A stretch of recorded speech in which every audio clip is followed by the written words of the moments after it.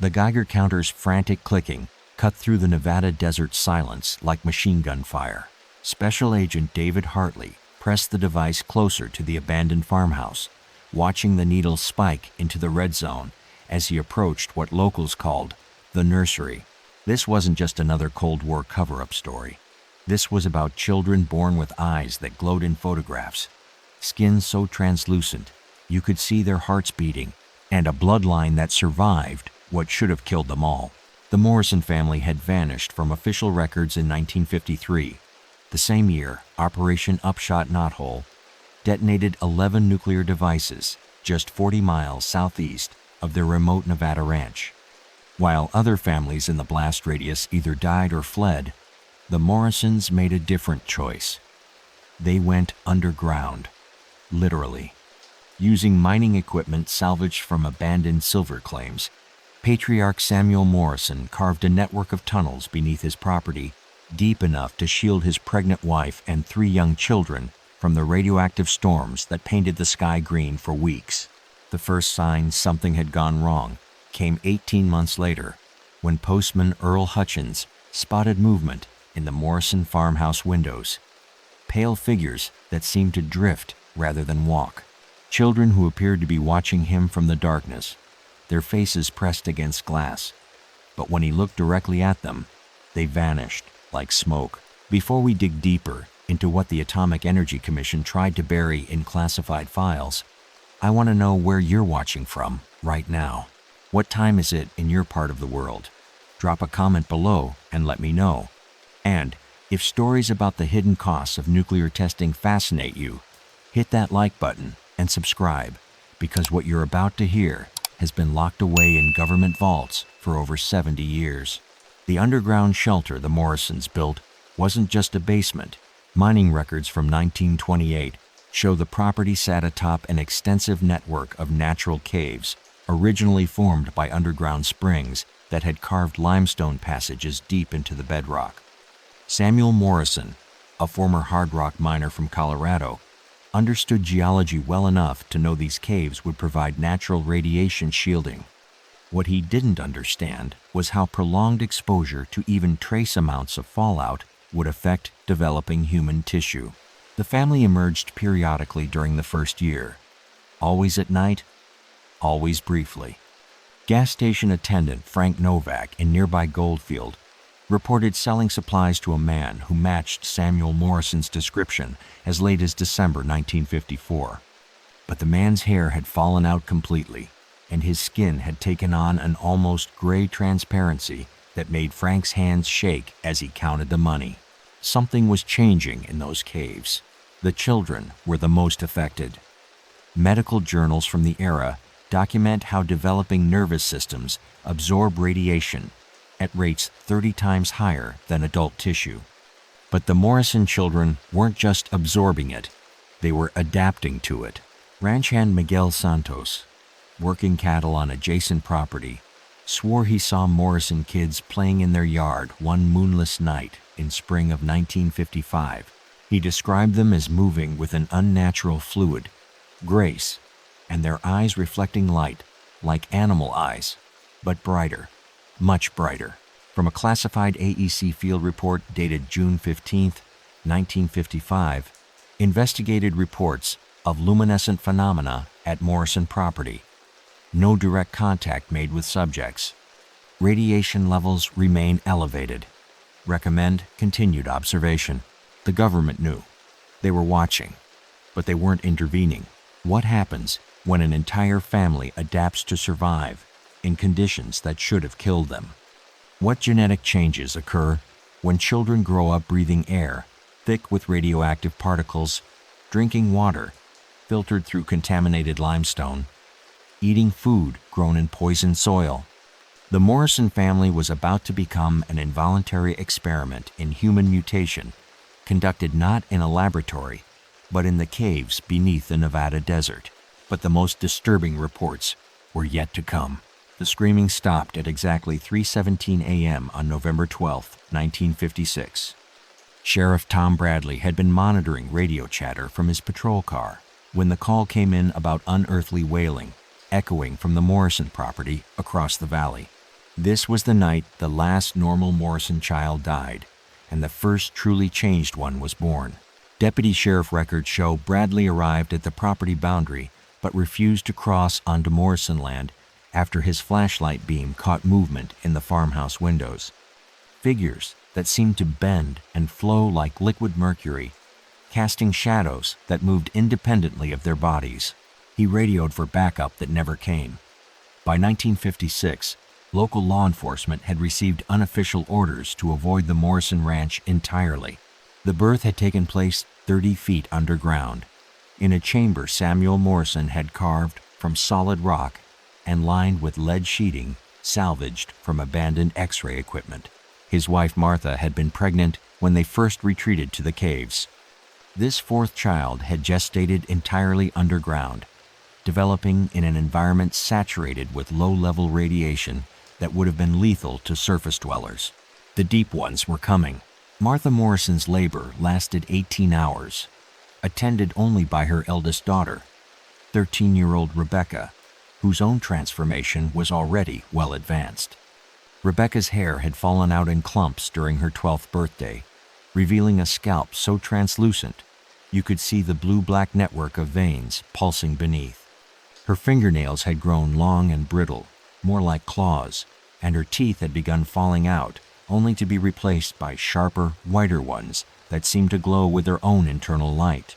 The infant that emerged from Martha's womb on that November night bore little resemblance to the surface children Samuel remembered from his own boyhood. Its skin was completely transparent, not just pale, but actually see-through like living glass.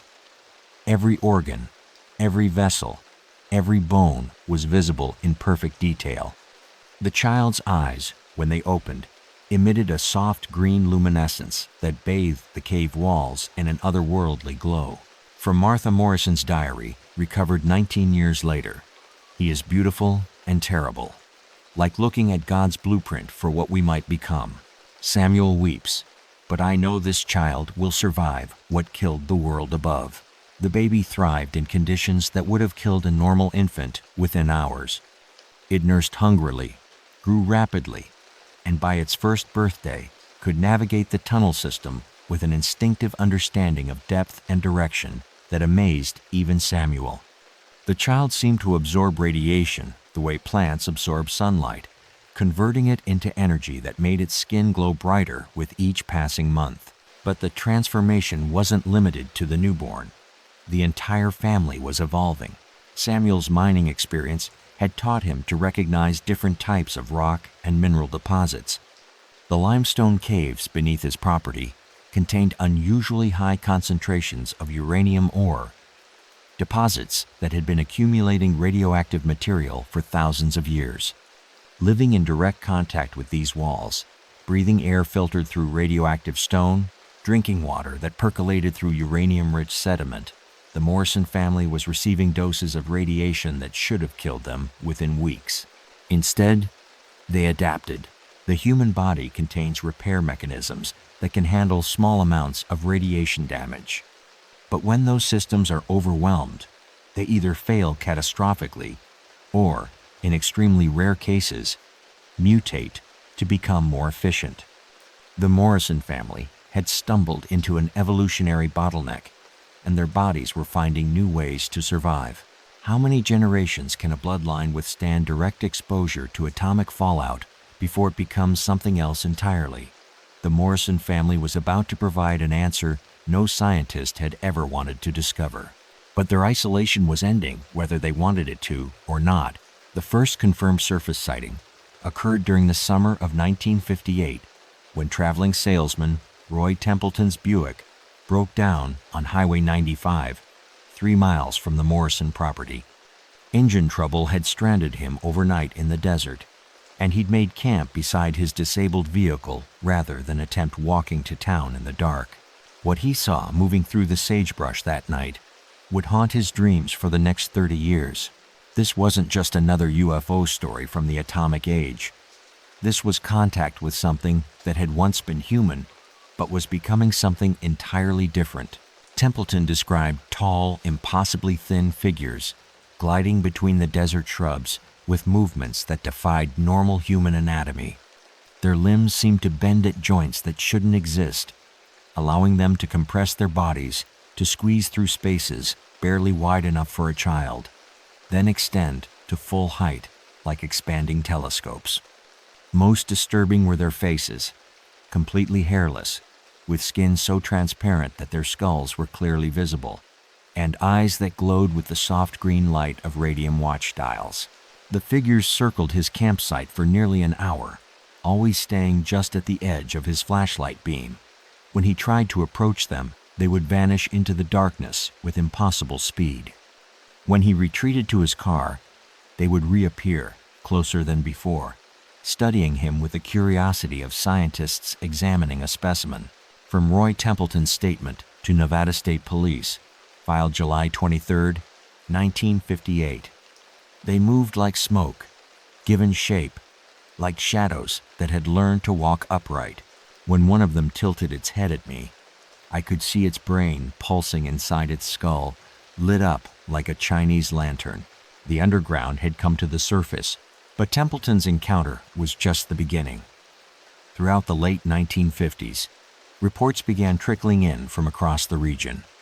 Ranch hands spotted luminous figures moving through their cattle herds at night. Truck drivers reported seeing glowing children standing beside remote highways, always just beyond their headlight beams.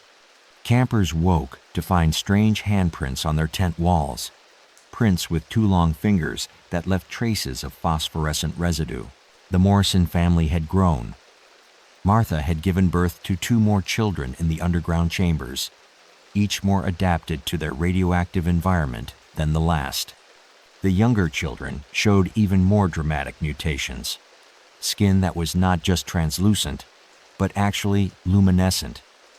Eyes that had enlarged to capture more light in the cave darkness, and bone structures that seemed designed for crawling through narrow spaces. Samuel Morrison himself had changed dramatically. His mining records from before 1953 showed a man of average height and stocky build. But survivors who glimpsed him during these surface expeditions described someone who had stretched upward like taffy, his frame elongated and spindly, his movements unnaturally fluid. His face had become gaunt, almost skeletal, with cheekbones that pressed against his transparent skin like tent poles. The family's nocturnal wanderings weren't random. They were hunting, not for food. Their transformed digestive systems seemed capable of extracting nutrients from almost any organic material, including tree bark and desert vegetation that would poison normal humans. They were hunting for information, studying the surface world they had abandoned, learning how much it had changed since they retreated underground. Local wildlife began avoiding the Morrison property entirely. Cattle would refuse to graze within a mile of the ranch boundaries. Wild horses that had roamed the area for generations suddenly changed their migration patterns, creating a dead zone around the underground complex. Even insects seemed to sense something wrong.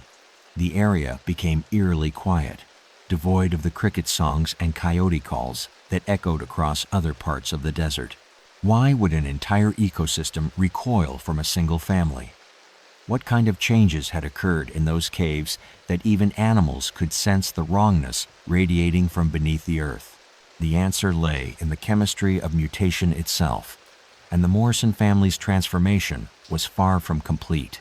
Dr. Elena Vasquez pressed her face against the lead-lined observation window, watching the tissue sample glow with its own internal light in the containment chamber. The specimen had arrived at Los Alamos National Laboratory with no identification beyond a single notation: Sample Tango 7. Origin classified. She was looking at human tissue that had evolved beyond humanity itself.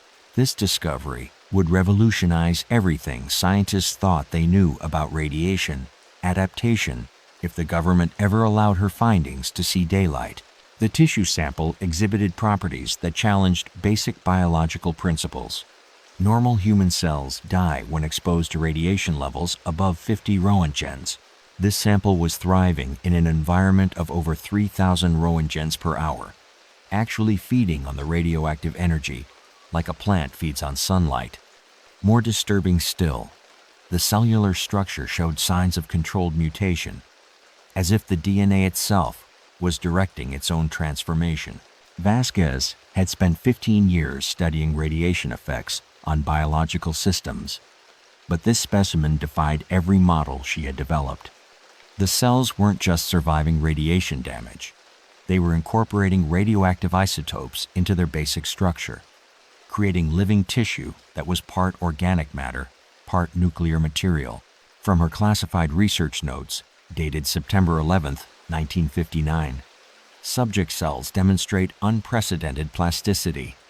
Chromosomal structures appear to be rewriting themselves in real time, guided by some unknown mechanism. This isn't random mutation, it's directed evolution. Biology was becoming physics. The implications were staggering. If human tissue could adapt to radiation at the cellular level, it might also adapt to other extreme environments.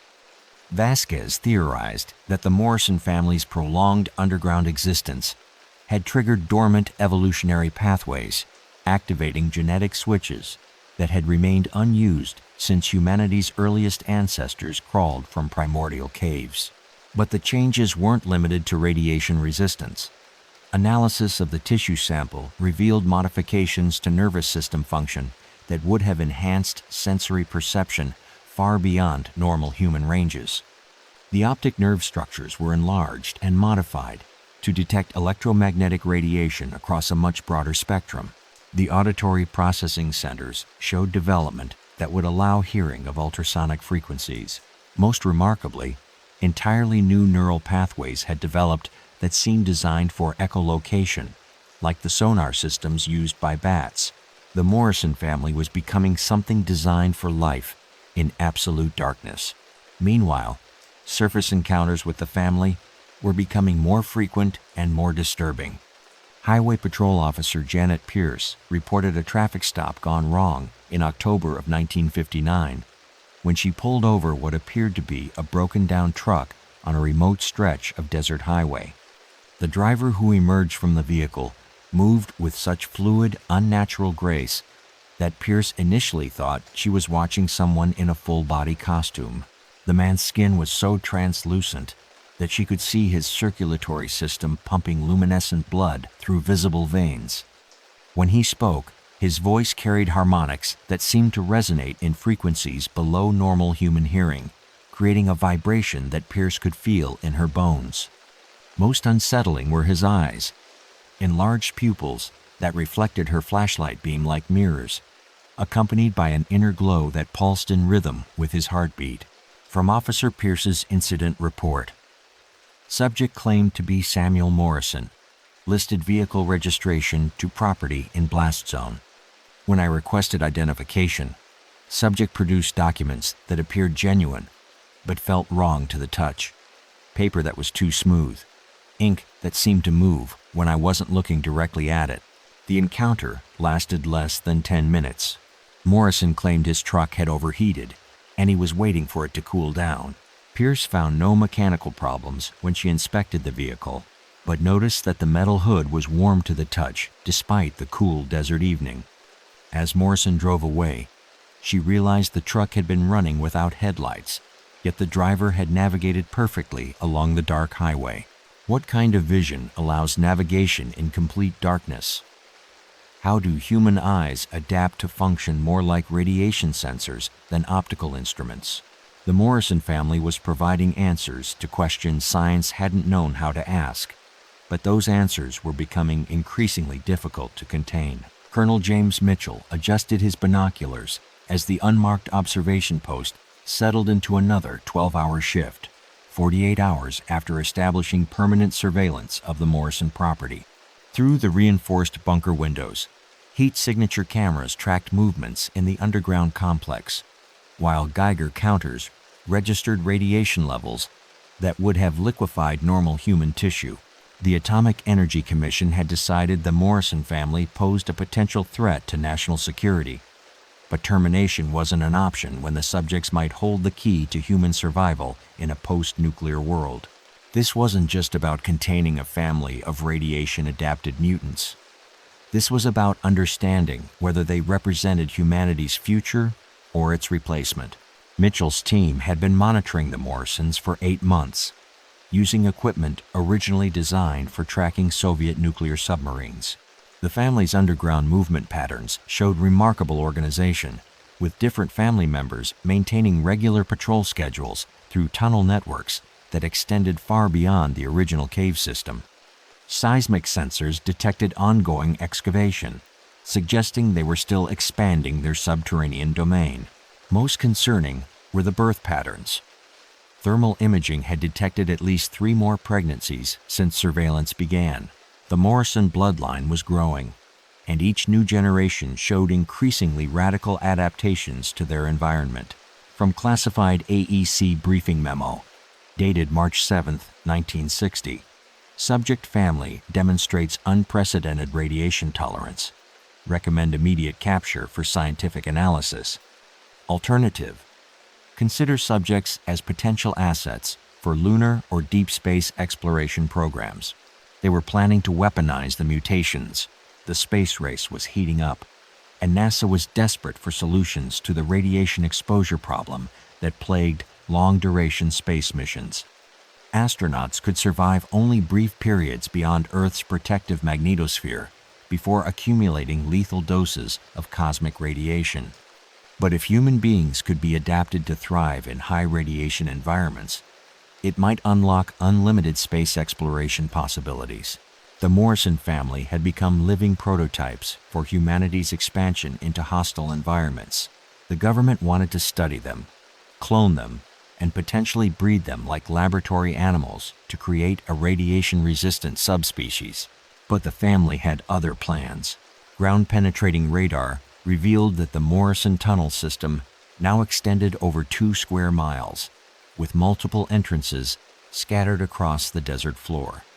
They had created an underground city, complete with chambers for food production, waste processing, and what appeared to be educational or ceremonial spaces. More disturbing still, electromagnetic readings suggested they were generating their own power source, possibly through some form of biological nuclear reaction. The surveillance team began reporting equipment malfunctions whenever they attempted closer observation. Camera lenses would fog over with no apparent cause. Radio communications would fill with static that formed almost musical patterns. Most unsettling, team members began experiencing shared dreams of underground corridors and glowing figures beckoning them into the depths. Dr. Vasquez, now attached to the surveillance operation, theorized that the Morrison family's neural modifications might include some form of electromagnetic sensitivity that allowed them to detect and disrupt electronic equipment. If true, it meant they were aware of being watched and were actively defending against observation. The breaking point came when surveillance detected multiple Morrison family members gathering at the main surface entrance simultaneously, the first time the entire clan had emerged together since the original nuclear tests. Thermal imaging showed at least 12 distinct heat signatures, including several that appeared to be children or adolescents. Colonel Mitchell faced an impossible decision: order his team to make contact and risk exposing classified military assets, or maintain surveillance and potentially lose the chance to understand what the Morrison family was planning. What happens when test subjects realize they're being studied? How do you contain an enemy that has spent 7 years learning to survive in conditions that would kill your entire army? The Morrison family was about to remind the government that some experiments develop minds of their own. The abandoned mining town of Rhyolite, Nevada, echoed with sounds that hadn't been heard since the 1920s. But these weren't the voices of long-dead prospectors. Sheriff Bradley pressed his ear against the cold metal door of the old assay office, listening to what sounded like children singing in harmonies that made his teeth ache and his vision blur. The Morrison family had started recruiting, and they weren't limiting themselves to blood relatives. This revelation changed everything about the government's containment strategy, because it meant the mutations weren't just hereditary, they could be transmitted. The ghost town of Rhyolite sat 30 miles northeast of the Morrison ranch, abandoned since the silver boom collapsed in 1927. Its empty buildings and mine shafts had provided perfect cover for homeless drifters, runaway teenagers, and others who preferred to exist outside official society. But over the past 6 months, the transient population had been behaving strangely. Local police reports documented a series of missing persons cases involving vagrants who had been seen entering Rhyolite but never emerged. Initially dismissed as typical transient behavior, the pattern became concerning when family members arrived looking for missing relatives and reported finding abandoned campsites with signs of struggle. The truth was far more complex than simple disappearances. From a Nevada State Police report filed by Deputy Marshal Frank Torres, dated August 15, 1960, located subject's campsite, personal effects undisturbed. Sleeping bag showed unusual residue, crystalline deposits that glowed under ultraviolet light. Recommend hazmat analysis. The Morrison family had been making contact with Rhyolite's homeless population, but not as predators. They were offering something far more valuable than food or shelter. They were offering transformation. The underground was expanding its borders. Dr. Vasquez's tissue analysis had revealed that the Morrison mutations could be transmitted through prolonged, close contact with infected individuals, not through blood or saliva, but through a form of electromagnetic field that seemed to reprogram cellular structures in nearby humans. The process took months of exposure, during which subjects would experience gradual changes, hair loss, skin transparency, enhanced night vision, and eventually, the characteristic luminescent properties. The transformation wasn't random infection. It was selective recruitment. The Morrison family had developed the ability to sense psychological compatibility in potential converts. They targeted individuals who were already living on society's margins, people who had reasons to disappear, who wouldn't be missed immediately, who were psychologically prepared to abandon their surface identities. Surveillance footage from hidden cameras placed around Rhyolite captured the recruitment process. Morrison family members would approach campsites during new moon periods when darkness was absolute. They would spend hours in quiet conversation with potential recruits, never forcing or threatening, simply presenting an alternative way of existence. Some people fled after these encounters, spreading wild stories about glowing people who promised escape from a poisoned world. But others stayed, drawn by the possibility of transformation into something stronger, more resilient, more suited to survival in a nuclear age. The new converts underwent the same adaptation process the original Morrison children had experienced, but in accelerated form. Within 6 months, they developed the translucent skin, enhanced senses, and radiation tolerance that had taken years to manifest in the cave-born children.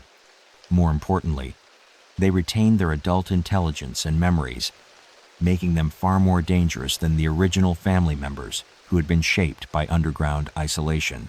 Government intercepts of amateur radio transmissions revealed a growing network of coded communications between abandoned towns across Nevada, Utah, and Arizona. The messages used language patterns that suggested extensive coordination, supply requests, location reports, and what appeared to be breeding schedules. The Morrison mutations were spreading through planned colonization of remote areas across the American Southwest. Each new settlement followed the same pattern: recruitment of suitable candidates, gradual transformation in isolated locations, then expansion into surrounding territories. Colonel Mitchell's surveillance operation had been monitoring one family when they should have been tracking an entire subspecies in development. The underground network now extended across multiple states, with hundreds of individuals living in converted mine shafts, abandoned military facilities, and natural cave systems. How do you contain an infection that offers its hosts evolutionary advantages? What happens when the diseased become more adapted to survival than the healthy? The government was about to discover that some transformations spread faster than fear. The joint military operation launched at 0300 hours. On December 4, 1961, codename Bright Light, involved 200 soldiers, 50 scientists, and enough firepower to level a small city. Their target: complete elimination of what classified documents, now termed the Morrison Collective. But you can't fight an enemy that knows your territory better than you do, especially when that territory exists in dimensions you haven't mapped. The assault teams discovered that the Morrison underground network wasn't just extensive, it was strategically brilliant, designed by minds that understood both human psychology and three-dimensional warfare in ways that surface dwellers couldn't anticipate. The main entrance to the Morrison complex had been deliberately obvious, drawing attention away from 17 smaller access points scattered across 40 square miles. When Colonel Mitchell's forces breached the primary tunnel, they found themselves in a carefully prepared killing ground, narrow passages that funneled attackers into chambers where radiation levels would incapacitate normal humans within minutes. The Morrison defenders didn't need weapons. They had turned their environment into a weapon. The caves had become a fortress.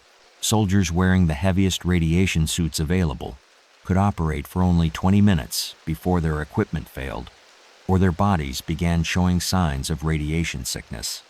But the Morrison Collective moved through these passages like swimmers moving through water, their adapted physiology allowing them to function indefinitely in conditions that were lethal to their attackers.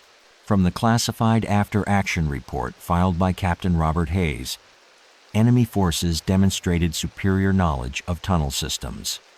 Standard combat doctrine: ineffective in confined spaces with extreme environmental hazards. Recommend reassessment of mission parameters. The assault quickly devolved into a tactical nightmare. Soldiers found themselves lost in a maze of interconnected passages that seemed to shift and change when they weren't being observed directly. Equipment malfunctions occurred at critical moments. Night vision goggles would fail just as soldiers entered total darkness. Radio communications would cut out precisely when backup was needed most. But the most psychologically damaging aspect of the operation was the Morrison Collective's refusal to engage in direct combat. Instead of attacking the soldiers, they simply watched from the shadows, their glowing eyes creating points of light that appeared and disappeared throughout the tunnel system. The soldiers felt constantly observed, constantly judged, but never directly threatened. Several team members reported hearing voices in the darkness, not threatening, but questioning. "Why are you here? What are you afraid of? Do you want to stay?" The voices seemed to come from the walls themselves, carried through rock formations that acted as natural amplification chambers. The psychological warfare was devastatingly effective. Within 6 hours, 12 soldiers had removed their helmets, despite standing orders, claiming they felt called to breathe the cave air directly. These men had to be physically restrained and evacuated before the radiation exposure became lethal. Dr. Vasquez, monitoring the operation from a mobile command unit, noted that the electromagnetic readings from the cave system were off the charts during the assault.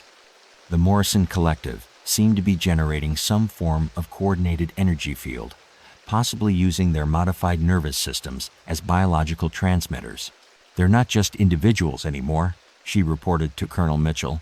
"They're functioning as a single distributed organism, sharing information and coordinating responses through some form of bioelectric communication network." The operation lasted 18 hours and achieved none of its objectives. No Morrison family members were captured. No significant damage was done to their underground infrastructure. Instead, the assault revealed that the collective had evolved beyond simple human mutation into something resembling a hive mind with distributed intelligence. Most disturbing of all, 3 soldiers were reported missing when the teams withdrew. Their equipment was found neatly arranged at various tunnel entrances, but the men themselves had vanished completely. No bodies were recovered. No signs of struggle were found. They had simply chosen to stay. 2 months later, amateur radio operators across the Southwest began picking up transmissions in voices that matched the missing soldiers. The messages were brief and cryptic. "The deep places are calling. Transformation is available. The surface world is ending. How do you defeat an enemy that offers your own soldiers a better way to live? What happens when the cure for nuclear war requires abandoning everything that makes you human? The massive power outage struck Las Vegas at 11:47 p.m. on New Year's Eve, 1963, plunging the entire strip into darkness just as midnight fireworks were scheduled to begin. But the blackout wasn't caused by equipment failure or overloaded circuits. It was deliberate sabotage, coordinated from underground facilities that had been invisible to government surveillance for over a decade. The Morrison Collective had decided that humanity's experiment with surface civilization was too dangerous to continue. This wasn't just another Cold War crisis. This was the opening move in a campaign to force human evolution into channels the collective considered necessary for species survival. The power grid attacks began simultaneously across 6 western states. Not random targets, but carefully selected infrastructure points that would maximize disruption while minimizing casualties. Hydroelectric dams, nuclear power plants, military installations, all experienced coordinated failures that bore the signature electromagnetic patterns Dr. Vasquez had detected in the Morrison cave systems. The collective had grown far beyond their original Nevada territory. Intelligence reports suggested they had established colonies beneath major cities across the American West, using abandoned subway systems, natural cave networks, and disused mining operations to create a shadow civilization that paralleled surface society. From a classified FBI briefing document dated January 8, 1964. Subject organization demonstrates capabilities equivalent to foreign intelligence service. Recommend classification as domestic terror threat with possible extraterrestrial connections. The underground had declared war on the surface, but the collective strategy wasn't destruction for its own sake. Each power outage lasted exactly long enough to demonstrate their capabilities. Then electricity would be restored with surgical precision. The message was clear. They could cripple surface civilization whenever they chose, but they preferred negotiation to annihilation. The demands came through multiple channels simultaneously. Radio broadcasts that overrode emergency frequencies, messages painted on highway overpasses with phosphorescent paint that glowed for weeks, even skywriting performed by aircraft that appeared on no flight plans and left no radar signatures. The collective wanted recognition as a separate species, with territorial rights to all underground areas within the continental United States. They demanded immediate cessation of nuclear weapons testing and the establishment of buffer zones around their known territories. Most controversially, they requested access to recruit volunteers from surface populations who wished to undergo the transformation process. The government's response was swift and decisive. President Johnson authorized Operation Deep Strike, a massive military campaign designed to locate and destroy every known Morrison Collective facility using tactical nuclear weapons if necessary. The irony was lost on no one. The solution to radiation-adapted mutants was more radiation, but the collective had anticipated this response. The morning Operation Deep Strike was scheduled to launch. Every major newspaper in the country received identical packages containing photographs that stopped the military campaign in its tracks. The photographs showed the interiors of underground facilities that resembled high-tech research laboratories rather than primitive caves. Clean rooms filled with advanced equipment, libraries containing thousands of books, educational facilities where groups of luminescent children learned mathematics and science from adults whose translucent faces showed calm intelligence rather than primitive savagery. Most compelling were the images of surface world refugees who had chosen transformation. Former soldiers, scientists, teachers, and even government officials who had abandoned their surface lives to join the collective. Their faces showed the characteristic transparency and luminescence, but their eyes held recognition, intelligence, and what appeared to be contentment. From a personal letter found in President Johnson's private files, These people aren't monsters. They're us, adapted for survival in a world we're determined to make uninhabitable. Maybe we should be asking what they know that we don't. The final photograph in each package showed a familiar face. Colonel Mitchell himself, his skin now translucent, his eyes glowing with the characteristic green radiance, standing beside figures that were clearly Morrison family members. The image was dated 3 weeks after Operation Bright Light had officially ended. The underground war hadn't been won or lost. It had been a recruitment drive. How many government officials had been converted during their attempts to study the collective? How deeply had the transformation spread into the institutions meant to contain it? Even today, amateur cave explorers in Nevada report finding abandoned government equipment in deep tunnel systems, along with signs that someone or something continues to maintain underground facilities across the American Southwest. The Geiger counter app on Maria Santos's smartphone began clicking frantically as she approached the abandoned observation post near what locals still call the Morrison Ranch. But the readings made no sense. The radiation signature was moving, tracking her movements like a living thing responding to her presence. What started as a viral TikTok exploration of America's most radioactive ghost town was about to become something far more dangerous. This final piece of the Morrison puzzle reveals that the story never ended. It simply moved deeper, underground, where it continues to evolve in ways that challenge everything we think we know about human survival in the nuclear age. Maria had driven 12 hours from Los Angeles to investigate social media reports about strange lights and unusual electromagnetic phenomena in the Nevada desert. Armed with professional photography equipment and enough camping gear to survive 3 days in the wilderness, she planned to document the aftermath of America's atomic testing program for her environmental science thesis. What she found instead was evidence that the aftermath was still very much alive. The abandoned government observation bunker sat exactly where declassified documents indicated it should be, but the structure showed signs of recent maintenance. Fresh concrete patches, recently installed electronic equipment, and most disturbing of all, evidence that someone had been living in the facility within the past few months. From Maria's uploaded video footage, recovered after her disappearance, the equipment down here is way too advanced for 1960s tech.